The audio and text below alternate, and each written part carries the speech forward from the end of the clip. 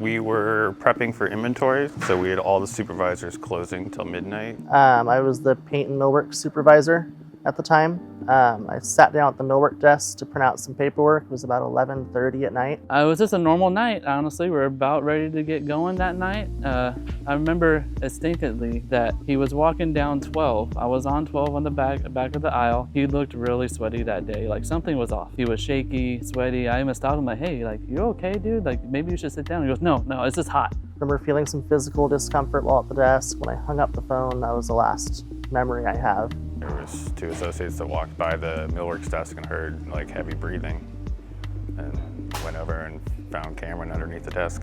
I pulled him out from under the desk, flipped him over, did 2 rescue breaths. Both went in, and then he started to breathe and then stopped breathing again, and then I started CPR.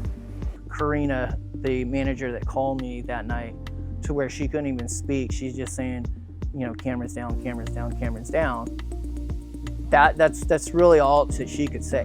And when you hear something like that, you don't know what to expect. And so, you know, the first thing was just, you know, really got to get there. I need to be there, you know, for Cameron, and then especially for the team. Waking up days later in the hospital, not knowing where I was, it was definitely scary and emotional, not having those memories from that time period, and then hearing all these stories. I remember getting the phone call from Cameron's stepmom, and she had let us know that Cameron's awake, and I was in the parking lot, so I ran in here.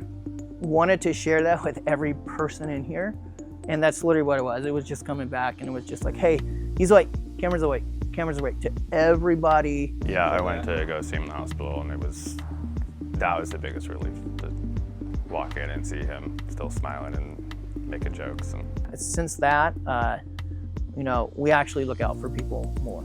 If we see that you're struggling, we're gonna tell you to stop. Just making sure you're prioritizing your health and listening to what your body's telling you. In hindsight, seeing what some of those warning signs are, it's something that we look out for more likely now. To see the person not only to find out that they made it, but we got to meet him and talk to him, and I also got to meet his mother, so that's why we do what we do, so it's really good to see that.